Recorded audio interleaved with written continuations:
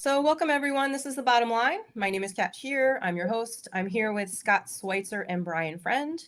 And we're going to do a little preview of what's to come this weekend for semifinals. But first, I want to find out, Brian, you and Scott were on the ground at Granite Games this past weekend. How was that? Oh, it was phenomenal. It was so good to have live competition back. Got to see a bunch of people I haven't seen in some of them 2 or 3 years. That competition was very exciting in all 3 divisions. So just a phenomenal weekend. And I echo everything that Brian just said. Plus, it was hot. It was hot. I was disappointed that freeze pops were not for everyone. just you had to win to get a freeze pop. So tell me, guys, highlights from the weekend. Brian, we'll start with you. I was blown away by CrossFit Omnia as the team competition. They won by 90 points, and the 2 teams that they beat in Move Fast Lift Heavy was second. I Love It was third. Each had 3 members of their team decline individual invites to semifinals.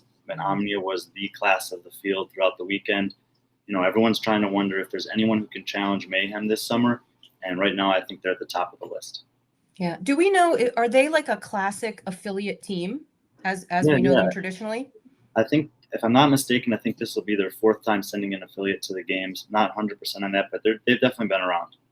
Cool. And not sort of like a super team where people are relocating, you know, on purpose to be part of that. That's cool. Right. Very cool. Scott, how about you? Well, just to piggyback on Brian real quick, 8th Day Gym, that comeback at the end to leap over a couple teams to make it into the games was pretty exciting as well. But I'm going to go with the 2 record-breaking live event lifts, and that is Anthony Davis with the 340-pound snatch. Insane. And really made it look easy. And then Christine Middleton with the 265-pound clean and jerk, breaking Amanda Barnhart's record. So that was super impressive because I actually was down on the floor for that, and watching that up close was amazing. Yeah, that was very cool. Absolutely insane. I mean, I had this feeling after the snatch in particular that was kind of unique and unfamiliar to me. It was just kind of mind-blowing to see. And honestly, both of them looked like they had a little more in the tank.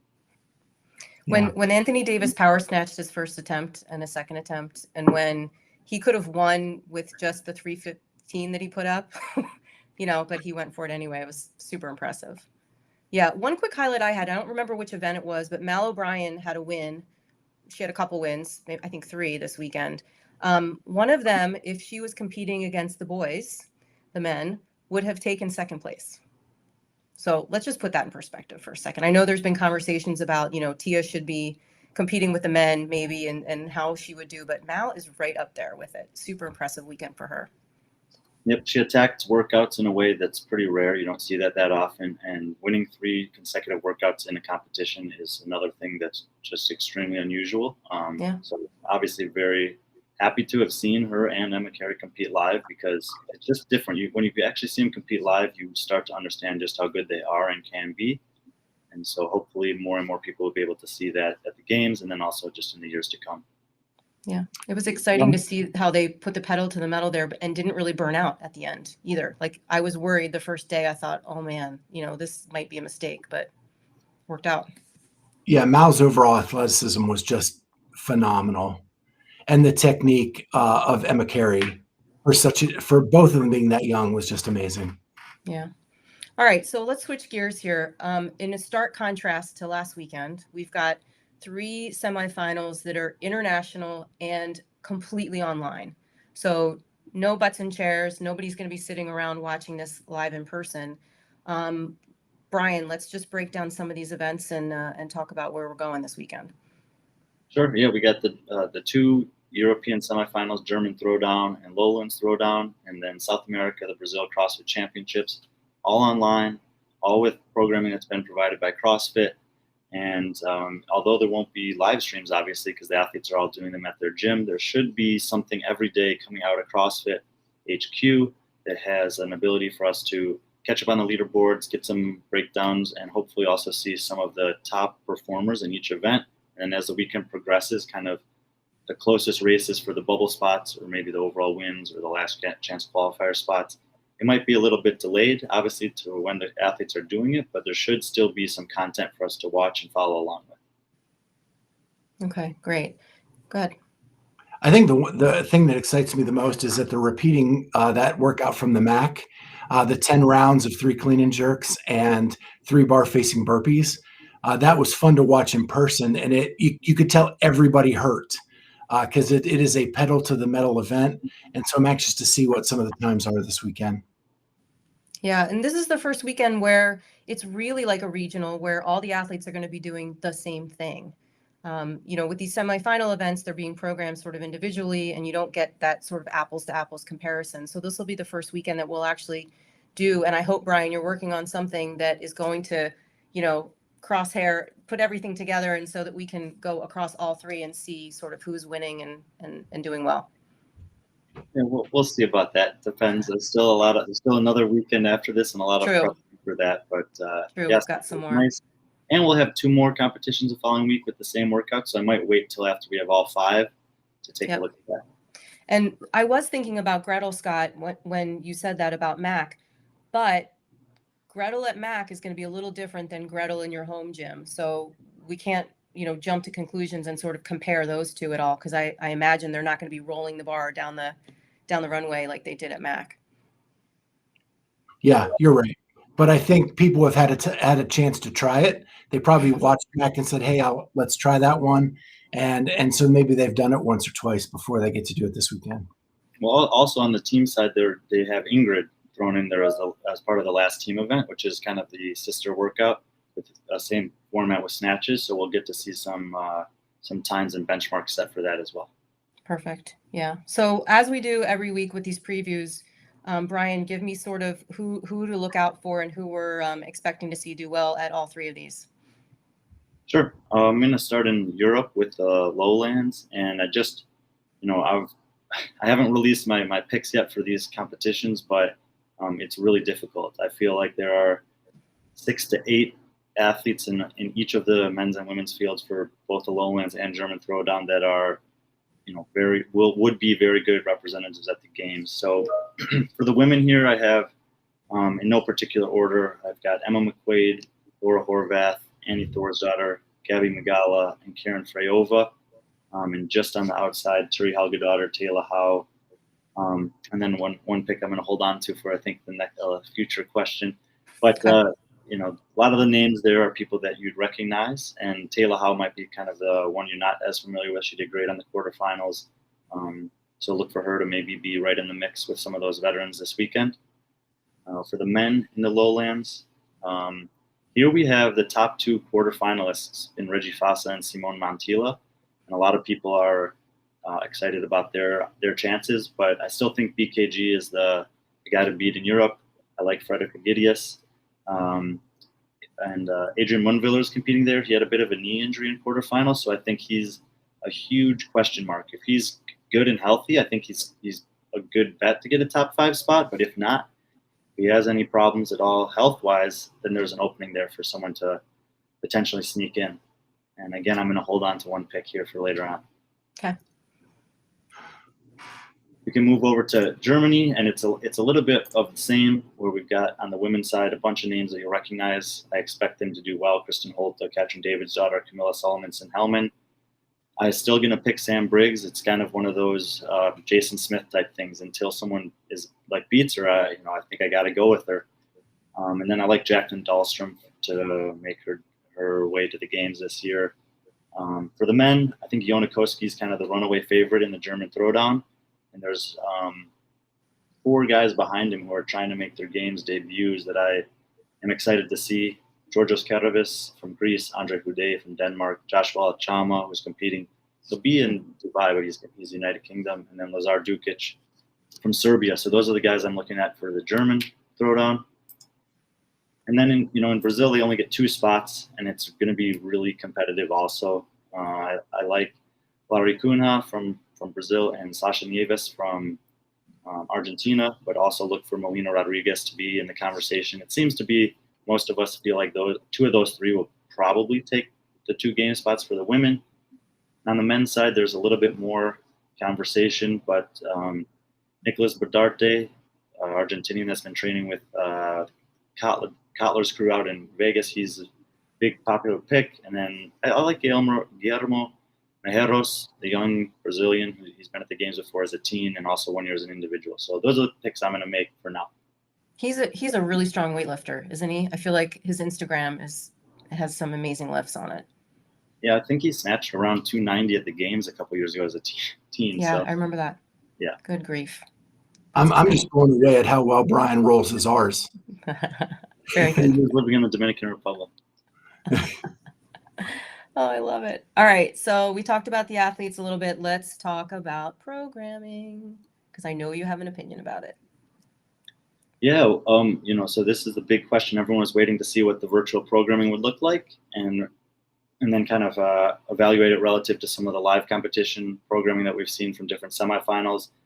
At first, I was kind of shocked by what I saw on paper because they had 3 time caps that were 25 minutes, 25 minutes, and 30 minutes. But in actually breaking down those events and talking to some people who've actually already tested them, it seems like most of the top athletes on those 25-minute workouts are going to be like 14 and 18-minute workouts. And then the 30-minute workout probably be more like a 25-minute workout. There's 2 workouts that'll be under 5 minutes in Friendly Fran and Gretel. And then you have the 10-minute snatch ladder. So if those are actually the times the top athletes are putting up, it looks like a pretty balanced test in terms of time domain.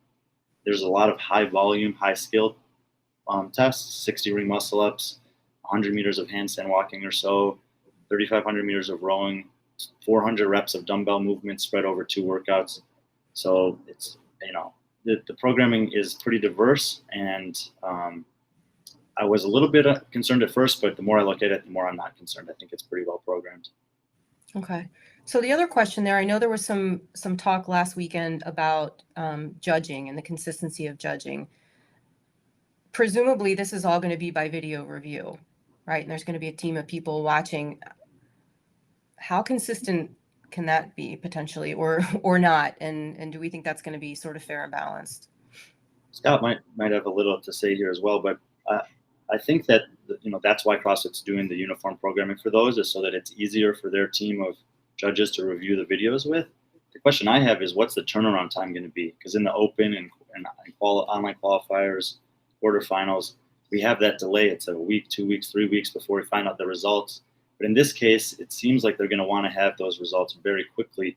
And I don't know what their plan is to, because if they say, oh, here's the top 5 come Sunday, a week later, are we going to get a whole list of video reviews that say, oh, actually, there are all these penalties assessed, and actually these people are now in and these people are out? That's very difficult from the athlete perspective. It's not that long to the games. You have to start preparing. And so I don't know what their plan is with regards to that. Like I said, maybe Scott has something to add.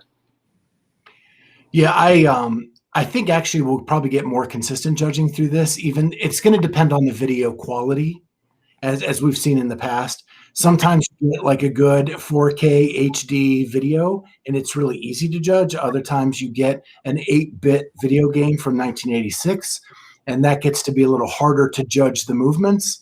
But I think that there were some inconsistencies last week because, Kat, you and I talked on our podcast that some of the judges were like the professional judges and some were local people coming in, and there was a mishmash of kind of like who those were. And I think that led to some of the inconsistencies.